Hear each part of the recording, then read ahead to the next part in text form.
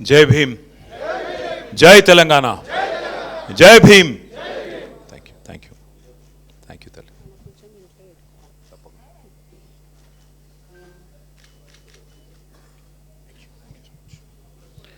అందరికీ నమస్కారం.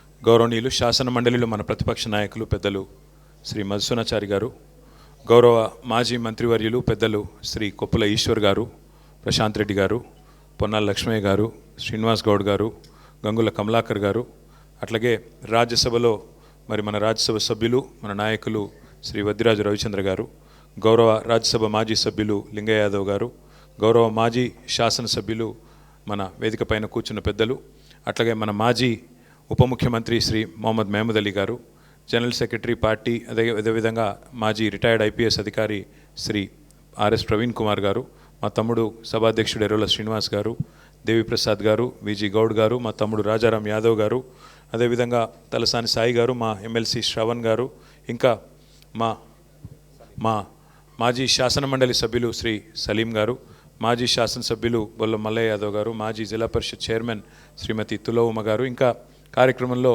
పాల్పంచుకుంటున్న గౌరవ సీనియర్ నాయకులందరికీ పేరు పేరున మాజీ కార్పొరేటర్లు ఉన్నారు, రాష్ట్ర నాయకులు ఉన్నారు, అట్లాగే జిల్లా స్థాయి నాయకులు ఉన్నారు. పేరు పేరున అందరికీ, పత్రికా మిత్రులకి పేరు పేరున అందరికీ 135వ డాక్టర్ బాబాసాహెబ్ అంబేద్కర్ జయంతి శుభాకాంక్షలు తెలియజేసుకుంటూ, పెద్దలు చాలా విషయాలు చెప్పారు.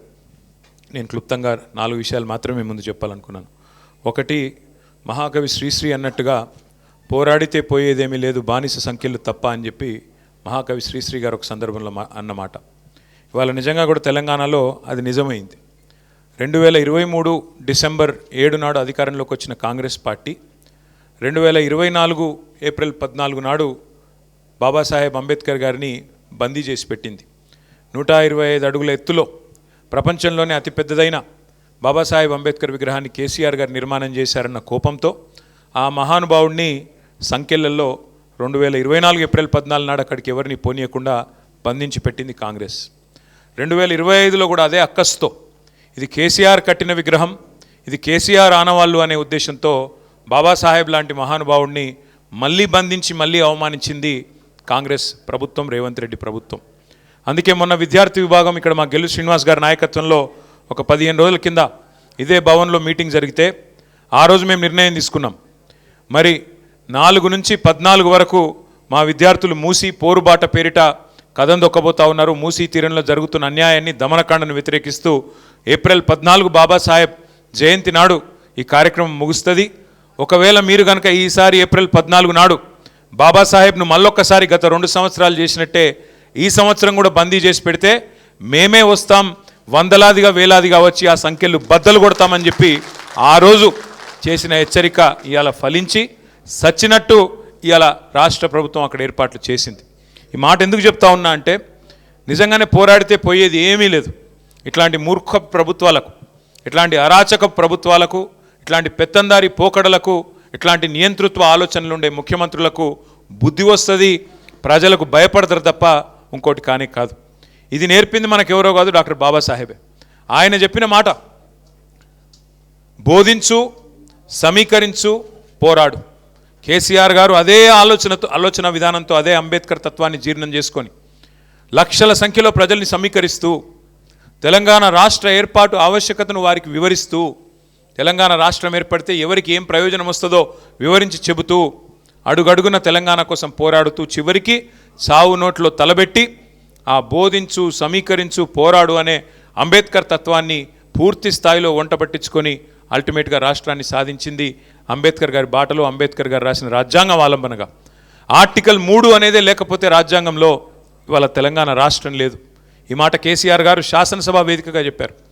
అంత మాత్రమే కాదు, నిజంగా అంబేద్కర్ గారు చెప్పిన ఒక గొప్ప మాట, ఒక గొప్ప ఆలోచన విధానం, విద్యనే అల్టిమేట్గా వికాసానికి, విద్యనే సమాజంలో సమానత్వానికి దారితీస్తుందనే ఒక ఆలోచన ఏదైతే ఉన్నదో దానికి అనుగుణంగా పెద్దల ఆర్ఎస్ ప్రవీణ్ గారి నాయకత్వంలో ఆనాడు వారు సెక్రటరీగా ఈశ్వర్ గారు, అదేవిధంగా కమలాకర్ గారు మంత్రులుగా, మా సత్యవతి రాథోడ్ గారు మంత్రులుగా, ఎస్సీ ఎస్టీ బీసీ మైనారిటీ మా ఉప ముఖ్యమంత్రి గారి నాయకత్వంలో ఆనాడు 1000 గురుకుల పాఠశాలలు పెట్టి దాదాపు 6.5 లక్షల మంది పిల్లలకు సంవత్సరానికి 1,20,000 రూపాయల చొప్పున వారి మీద ఖర్చు పెడుతూ వారిని ప్రపంచంతో పోటీపడే పౌరులుగా తయారు చేయాలనే సంకల్పాన్ని తీసుకున్నది కేసీఆర్ ప్రభుత్వం. ఇవాళ వాటిని కూడా సరిగ్గా నిర్వహించలేకపోతున్నది రేవంత్ రెడ్డి ప్రభుత్వం. ఆ 1000 గురుకులాల్లో ఇవాళ మరణ మృదంగం మోగుతూ ఉన్నది. 130 మంది పైచిలకు పిల్లలు ఇప్పటికి విషాహారం వల్ల బలవన్ మరణాల వల్ల ఆత్మహత్యలు చేసుకునే ఒక దౌర్భాగ్యపు పరిస్థితి వల్ల మన తెలంగాణ రాష్ట్రంలో ఉన్న మాట నేను మీకు గుర్తు చేస్తూ ఉన్నా. అట్లాగే ఇంకొక మాట కూడా ఈ సందర్భంగా మీకు గుర్తు చేయాలి. కాంగ్రెస్ పార్టీకి ఎన్నడైనా కూడా డాక్టర్ బాబాసాహెబ్ అంబేద్కర్ గారిని రాజకీయ అవసరాల కోసం వాడుకున్న తప్ప వారికి ఎన్నడూ గౌరవం ఇవ్వలేదు కాంగ్రెస్ పార్టీ. 1952లో 54లో తర్వాత 2 సార్లు బాబాసాహెబ్ని పార్లమెంట్కి రాకుండా కుట్ర చేసి ఓడగొట్టింది కాంగ్రెస్ పార్టీ. అట్లాగే డాక్టర్ బాబాసాహెబ్ ఆనాడు హిందూ కోడ్ బిల్ని మొత్తం మహిళలకి సమానత్వాన్ని, మహిళలకు జరుగుతున్న అన్యాయాన్ని, వివక్ష పట్ల పూర్తి స్థాయి వారికి హక్కులు కల్పిస్తూ బిల్లు తీసుకొస్తే ఆ బిల్లును ఆ రోజు పార్లమెంటుకు రానియకుండా ఆనాటి కాంగ్రెస్ ప్రభుత్వం మరి కుట్ర చేస్తే చివరికి మంత్రి పదవికి కూడా నిరసనగా రాజీనామా చేసిన నాయకుడు, మహిళల పట్ల అంకిత భావాన్ని ఆనాడే తన రాజీనామాతో ప్రకటించిన నాయకుడు డాక్టర్ బాబాసాహెబ్ అంబేద్కర్. కాంగ్రెస్ ప్రభుత్వం ఉన్నంత కాలం భారతదేశంలో అటు నెహ్రూ గారు, తర్వాత ఇందిరాగాంధీ గారు, ఆ తర్వాత రాజీవ్ గాంధీ గారు బాబాసాహెబ్కు భారతరత్న మాత్రం ఇవ్వలేదు. చివరికి కాంగ్రెసేతర ప్రభుత్వం వస్తేనే బాబాసాహెబ్ కూడా భారతరత్న వచ్చింది. భారతరత్న చాలా దూరం, ఆఖరికి పార్లమెంట్ సెంట్రల్ హాల్లో కూడా బాబాసాహెబ్కి ఒక ఫోటో కూడా పెట్టలేదు కాంగ్రెస్ ప్రభుత్వం. అది వారికి మరి బాబాసాహెబ్ మీద ఉన్న గౌరవం. ఇవాళ మాట్లాడుతున్నారు పెద్ద పెద్ద మాటలు. ఇంతకుముందు మా ఈశ్వర్ గారు కరెక్ట్గా అడిగినారు. ఆ బాబాసాహెబ్ పేరును రాజకీయంగా వాడుకోవడం కోసం కేసీఆర్ గారు దళిత బంధు పెట్టి 10 లక్షలు ఇస్తే మేము 12 లక్షలు ఇస్తామని చెప్పి ఆ స్కీమ్కు అంబేద్కర్ అభయాస్తం అని పేరు పెట్టినారు. ఇవాళ ఆ మహానుభావుని మళ్ళీ ఒక్కసారి ఆ స్కీమ్ పేరు పెట్టి మళ్ళీ అవమానించి, అమలు చేయకుండా అవమానించి దళితులతో పాటుగా మరి బాబాసాహెబ్ని కూడా అవమానించింది కాంగ్రెస్ ప్రభుత్వం. ఇక మన నాయకుడు కేసీఆర్ గారు చేసింది పెద్దలంతా చెప్పినారు. 1000 గురుకుల పాఠశాలలు పెట్టడం మాత్రమే కాదు, దళిత బంధు లాంటి ఒక విప్లవాత్మకమైన కార్యక్రమాన్ని, దళితుల జీవితాలను శాశ్వతంగా మరి మార్చివేసే పథకాన్ని తీసుకొని రావడమే కాదు, ఒక విప్లవాత్మకమైన పథకం అది. దళిత బంధు లాంటి పథకం తేవాలంటే, రైతు బంధు లాంటి పథకం తేవాలి అంటే నాయకుడికి కలేజా ఉండాలి. ఆ కలేజా ఉన్న నాయకుడు మన కేసీఆర్ గారు. నార్మల్ నాయకులతో కావు ఇట్లాంటి ఆలోచనలు. అందుకే అట్లాంటి ఆలోచనతో లక్షలాది మందికి 5 ఏళ్లలోనే మరి 15-16 లక్షల కుటుంబాలకు న్యాయం చేయాలన్న ఆలోచనతో కేసీఆర్ గారు పోతే మరి దాన్ని మించిన పథకం మేము తెస్తామని చెప్పి అంబేద్కర్ అభయహస్తం అని చెప్పి చేవెళ్లలో మల్లికార్జున్ ఖార్గే గారిని పిలిచి ఎస్సీ ఎస్టీ డిక్లరేషన్ అని చెప్పి మోసం చేసింది కాంగ్రెస్ పార్టీ. ఇవాళ రాష్ట్రంలో ఉండే ఎస్సీ ఎస్టీ సోదరులకు నేను విజ్ఞప్తి చేస్తా ఉన్నా, గుర్తు చేసుకోవాలని కోరుతా ఉన్నా. ఒక ఎస్సీ ఎస్టీ డిక్లరేషన్లో ఒకటి చెప్పలేదు మాట 12 లక్షలని, ఇంకా చాలా చెప్పినారు. ఎస్సీలకు 18% రిజర్వేషన్ చేస్తామన్నారు. ఇవాళ 16 ఉన్నది, దాన్ని 18 చేస్తామన్నారు. ఎస్టీలకు 10% ఉన్నది, రిజర్వేషన్ పెంచుతాం 12% చేస్తామన్నారు. ఇలా దాదాపు 2.5 ఏళ్ళు గడిచినా మర్చిపోయారు. ఎస్సీ ఎస్టీలకు ఇండ్లకు మిగతా వర్గాలకు 5 లక్షలు ఇస్తే ఎస్సీ ఎస్టీలకు 6 లక్షలు ఇస్తామని చెప్పారు. ఒక్కొక్క ఇల్లు కట్టుకుంటే ఇందిరమ్మ ఇంటికి 6 లక్షలు మీరు ఎస్సీ ఎస్టీ అయితే అన్నారు. ఎస్సీ ఎస్టీలకు జాగా లేకపోతే జాగా కూడా ప్రభుత్వమే ఇస్తుందని చెప్పినారు. అట్లాగే ఇంకొక మాట కూడా చెప్పారు విద్యార్థులకు, ఎస్సీ ఎస్టీ విద్యార్థులకి, బీసీ విద్యార్థులకి 10వ తరగతి పాస్ అయితే 10,000, 12వ తరగతి పాస్ అయితే 15,000, డిగ్రీ పాస్ అయితే 25,000, పీజీ పాస్ అయితే 1,00,000, పిహెచ్డీ చేస్తే 5 లక్షలు ఇస్తామని చెప్పి నమ్మబలికి ఇంకా చాలా మాటలు చెప్పి ఎస్సీ ఎస్టీ డిక్లరేషన్లో కూడా కాంట్రాక్టులు 42% ఇస్తామన్నారు. బీసీలకి కాంట్రాక్టులలో 18% ఇస్తా అన్నారు. ఎస్సీలకు కాంట్రాక్టులలో, ప్రభుత్వ కాంట్రాక్టులలో, ఎస్టీలకు 12% ఇస్తామన్నారు. మొత్తం వెరసి 72% ప్రభుత్వ కాంట్రాక్టులలో బీసీ ఎస్సీ ఎస్టీలకే మేము అవకాశం ఇస్తామని చెప్పి అభయహస్తం పేరిట మేనిఫెస్టో రాసి అందులో స్పష్టంగా చెప్పింది కాంగ్రెస్ పార్టీ. ఇవాళ 2.5 సంవత్సరాలైంది. ఈ 2.5 సంవత్సరాలలో దగ్గర 1,00,00,000 కోట్ల కాంట్రాక్టులు పిలిచిండు రేవంత్ రెడ్డి. వచ్చినాయా మరి ఎస్సీ ఎస్టీ బీసీబీలకు 72% వాటా ప్రభుత్వ కాంట్రాక్టులలో వచ్చిందా? రేపో మాపో మూసీ పిలుస్తారట, మూసీ కాంట్రాక్టులు ఇస్తాడా రేవంత్ రెడ్డి? 72% వాటా తెలంగాణలోని ఎస్సీ ఎస్టీ బీసీలకు చెప్పినట్టుగా అంటే ఒక్కటి కాదు రెండు కాదు ఎన్ని రకాల వంచన అంటే ఆనాడు కేసీఆర్ గారు అంబేద్కర్ ఓవర్సీస్ స్కాలర్షిప్ పేరిట 20 లక్షల రూపాయలు మన పిల్లలకి ఆనాడిస్తే మౌలానా అబుల్ కలాం ఆజాద్ పేరిట మైనారిటీ పిల్లలకు స్కాలర్షిప్లు ఇస్తే మహాత్మా జ్యోతిబా ఫూలే పేరిట ఓవర్సీస్ స్కాలర్షిప్లు 20 లక్షల రూపాయలు ఇస్తే అట్లాగే స్వామి వివేకానంద పేరిట అగ్రవర్ణాల్లో ఉండే పేదలకు కూడా ఆనాడు కేసీఆర్ గారు ఓవర్సీస్ స్కాలర్షిప్ పెట్టి 7,000 మంది పిల్లల్ని విదేశాల్లో విద్యకు పంపితే ఏమన్నాడు రేవంత్ రెడ్డి గారు, ఇదంతా తక్కువ, మేము వచ్చినాక ఇంకా ఎక్కువ చేస్తాం, ఇంకా పొడుగు చేస్తాం అన్నాడు. ఇలా ఆ పిల్లలకు ₹1 ఇస్తలేడు. వాళ్ళందరినీ ఇవాళ ఎక్కడో విదేశాల్లో వాళ్ళ విద్య మధ్యలోనే అటకాయించిపోయే విధంగా ఇవాళ వాళ్ళందరి పూర్తి స్థాయిలో అన్యాయం చేస్తూ ఉన్నది రేవంత్ రెడ్డి ప్రభుత్వం. ఇదంతా ఎందుకు గుర్తు చేస్తూ ఉన్నా అంటే మన సోదరులు ఎవరు మాట్లాడినా ఈ మధ్యకాలంలో 6 గ్యారెంటీల గురించే మాట్లాడుతున్నారు. కానీ మనం కూడా ఖచ్చితంగా అందరినీ అలర్ట్ చేయాల్సిన అవసరం ఉంది.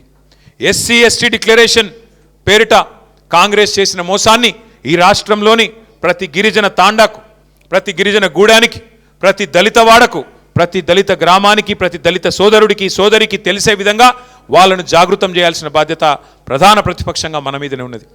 బీసీల గొంతు కోసి 1,00,000 కోట్ల బడ్జెట్ అని చెప్పి మాటలు చెప్పి ఇవాళ 3 బడ్జెట్లు పెట్టినా 3 కలిపితే కూడా 20,000 కోట్లు పెట్టకుండా మరి బీసీలకు మోసం చేసిన ప్రభుత్వం కాంగ్రెస్ ప్రభుత్వం అనే మాటను ప్రతి బీసీ సోదరుడికి సోదరికి వివరించి ఒక్కొక్క గ్రామంలో అవసరమైతే మీటింగ్ పెట్టి చెప్పాల్సిన బాధ్యత మన మీద ఉంది. అయితే ఇక చాలా ఉన్నది. ఎస్టీలకు మోసం, మైనారిటీలకు మోసం, బీసీ సబ్ ప్లాన్ అన్నారు, మైనారిటీ సబ్ ప్లాన్ అన్నారు, ఇంకా 420 హామీలు ఇచ్చినారు. ఈ అన్నిటి విషయంలో తప్పకుండా మనం ఏప్రిల్ 27 తర్వాత, ఏప్రిల్ 27 నాడు మన పార్టీ ఆవిర్భావ దినోత్సవం ఉన్నది. ఏప్రిల్ 20 నాడు మన నాయకుడు కేసీఆర్ గారు జగిత్యాలలో జరిగే బహిరంగ సభకు హాజరు కాబోతూ ఉన్నారు. కాబట్టి ఈ 2 కార్యక్రమాలు అయిన తర్వాత మే జూన్ నెలలో నేను పెద్దలు ఈశ్వర్ గారిని, ఆర్ఎస్ ప్రవీణ్ గారిని కోరుతా ఉన్నా, అట్లాగే మా సోదరులందరినీ కోరుతా ఉన్నా, ముందుగా ఎస్సీ ఎస్టీలతోనే ప్రారంభం చేద్దాం ఎక్కడో దగ్గర. అట్లాగే ఆ డిక్లరేషన్లు వీళ్ళు ప్రకటించిన రోజు కూడా మనం తప్పకుండా ప్రజలకు గుర్తు చేయాల్సిన అవసరం ఉంది. కామారెడ్డి డిక్లరేషన్, చేవెళ్ళ డిక్లరేషన్, మహిళా డిక్లరేషన్ ఏదైతే చేసినారో, వరంగల్లో రైతు డిక్లరేషన్, యువజన డిక్లరేషన్ హైదరాబాద్లో, విద్యార్థి డిక్లరేషన్ ఇక్కడే, మహిళా డిక్లరేషన్, ఒక్కొక్క వర్గానికి సంబంధించి కాంగ్రెస్ చేసిన ప్రామిస్ల మీద మనం కూడా అంతే పకడ్బందీగా అవసరమైతే అదే స్థలంలో అదే పట్టణంలో బ్రహ్మాండమైన బహిరంగ సభలతో పాటు జాగృతం చేసే విధంగా ఈ 2 ఏళ్ల కార్యాచరణ రూపొందించుకుందాం. తప్పకుండా నాకైతే విశ్వాసం ఉంది. కేసీఆర్ గారు నిబద్ధతతో 125 ఫీట్ల విగ్రహం మాత్రమే కాదు, డాక్టర్ బాబాసాహెబ్ పేరు మన సెక్రటేరియట్కే పెట్టడంతో పాటు ఆ రోజు భారతీయ జనతా పార్టీ ప్రభుత్వాన్ని మనం డిమాండ్ చేసినాం అసెంబ్లీలో, అయ్యా మేము కొత్త సచివాలయం కట్టి అంబేద్కర్ గారి పేరు పెట్టుకున్నాం, మీరు పార్లమెంట్ కడుతున్నారు, కొత్త పార్లమెంటు భవనం, ఆ పార్లమెంటు భవనానికి కూడా ఖచ్చితంగా డాక్టర్ బాబాసాహెబ్ పేరు పెట్టాలి అని ఆ రోజు తీర్మానం చేసింది కేసీఆర్ ప్రభుత్వం. పార్టీగా కాదు, ప్రభుత్వంగానే శాసనసభలో తీర్మానం చేసి పంపినాం. ఇలా నిజంగానే భారతీయ జనతా పార్టీకి కూడా ఈషన్ మాత్రం గౌరవం ఉన్నా వారు స్పందించేటోళ్ళు, నిజంగా కాంగ్రెస్ పార్టీకి అనుమాత్రం గౌరవం ఉన్నా వారు కూడా పార్లమెంట్లో ప్రస్తావించేటోళ్ళు. కానీ ఇద్దరు కూడా దొందే, ఇద్దరు కూడా అల్టిమేట్గా అంబేద్కర్ అంటే గిట్టని వాళ్ళే తప్ప ఈ దేశంలో మాత్రం ఇంకొక ఆలోచన వారిద్దరికి కూడా లేదు. ఇంకొక మాట కూడా మనం ఈ సందర్భంగా గుర్తు చేసుకోవాలి. డాక్టర్ బాబాసాహెబ్ని కొందరివాడుగా చిత్రీకరించే కొంత ప్రయత్నం. ఒకటి మాత్రం పక్కా, మనిషి పుట్టిన 5 నిమిషాలకి పుట్టేది కులం. నువ్వు ఏ కులంలో పుడతావు నీకు తెలియదు. పుట్టిన 5 నిమిషాలకి నువ్వు ఫలానా కులం, ఫలానా మతం, ఫలానా దేశం అని ఫలానా రాష్ట్రం 5 నిమిషాల తర్వాత ఖరారైతుంది. ఇక వాటి గురించి జీవితం అంతా సచ్చదాకా కొట్లాడుకుండే. నీ కులమేంది, నీ మతమేంది, నీ దేశమేంది, నీ ప్రాంతమేంది, దాని గురించి మళ్ళీ సచ్చదాకా. మనిషి పుట్టినాక 5 నిమిషాలకు పుట్టే కొన్ని విషయాలను పట్టుకొని జీవితాంతం తనలాడే పరిస్థితి. కానీ మనందరం గర్వంగా ఒక మాట మాత్రం చెప్పుకోవాలి. ఆనాడు ఈ రోజు అంటే చాలామంది మన పిల్లలు విదేశాల్లో చదువుతున్నారు, కానీ ఆ రోజు విదేశాలకు పోవడమే కష్టతరమైన రోజుల్లో, అందులో భారతదేశంలో ఉండే కులతత్వం, భారతదేశంలో ఉండే కులస్వామ్యంలో ఆ రోజుల్లో ఆనాడు డాక్టర్ బాబాసాహెబ్ అంబేద్కర్ గారు 110 సంవత్సరాల కిందట లండన్ స్కూల్ ఆఫ్ ఎకనామిక్స్లో చదువుకున్నాడు, కొలంబియా యూనివర్సిటీకి పోయి పిహెచ్డి చేసినాడు. అట్లాంటి విశ్వమానవుడిని ఎవరైనా తక్కువ చేసి మాట్లాడితే మనందరం ఒకటే గొంతుతో ఒకటే మాట చెప్పాలి, ఈ దేశంలో మహాత్మా గాంధీ ఎంత గొప్పవాడో, మహాత్మా గాంధీ ఎట్లా అందరివాడో అంబేద్కర్ కూడా ఖచ్చితంగా అందరివాడే. అంబేద్కర్ కొందరివాడు కాదు. ఈ దేశంలో రాజ్యాంగాన్ని ఇచ్చిన నాయకుడు, ఈ దేశంలో అణగారిన వర్గాలకు గొంతిచ్చిన నాయకుడు, మహిళలకు ఓటు హక్కు ఇచ్చిన నాయకుడు, అల్పసంఖ్యాకులైన తెలంగాణ ప్రజలకు అల్టిమేట్గా రాష్ట్రాన్ని ఇచ్చిన నాయకుడు డాక్టర్ బాబాసాహెబ్. అట్లాంటి నాయకుడిని కొందరివాడుగా పరిగణించి కొందరివాడుగా ఎవరైనా చూపెట్టే ప్రయత్నం చేస్తే అది వాళ్ళ బుద్ధి తక్కువతనమవుతుంది. ఒకనాడు వెలివేసినట్టుండే దళిత వాడల్లో అక్కడ మాత్రమే పెట్టుకోవాలి అంబేద్కర్ విగ్రహాన్ని అనే కాడ నుంచి హైదరాబాద్ నడిబొడ్డున సెక్రటేరియట్ పక్కన హైదరాబాద్ నడిబొడ్డున విగ్రహాన్ని పెట్టిన నాయకుడు కేసీఆర్ గారు. మాటల్లో కాదు చేతల్లోనే అంబేద్కర్ తత్వాన్ని, అంబేద్కర్ మీద గౌరవాన్ని చూపెట్టిన నాయకుడు కేసీఆర్ గారు. అందుకే జై భీమ్, జై తెలంగాణ, జై కేసీఆర్ అనే నినాదంతో ముందుకు పోదాం. తప్పకుండా కాంగ్రెస్ పార్టీ యొక్క దుర్మార్గ ప్రభుత్వాన్ని అడుగడుగున ఎదుర్కొందాం. చివరిగా నేను చేసే విజ్ఞప్తి, ఇక్కడికి వచ్చిన ప్రతి ఒక్కరు మీకు బాబాసాహెబ్ మీద గౌరవం ఉంటే ఇక్కడికి వచ్చిన ప్రతి ఒక్కరిని కొడతా ఉన్నా, ఈడికెళ్ళి సీదా మనం మన పెద్ద అంబేద్కర్ విగ్రహం కాడికి పోదాం. ఏమాత్రం గౌరవం ఉన్నా మీరు ఈడికెళ్ళి ఆడికి రావాలి. అక్కడ పెద్ద కార్యక్రమం మన నాయకుడు తలసాని గారు ఏర్పాటు చేసినారు. మీరందరూ కూడా పాల్గొనాలని కోరుతూ జై భీమ్, జై తెలంగాణ.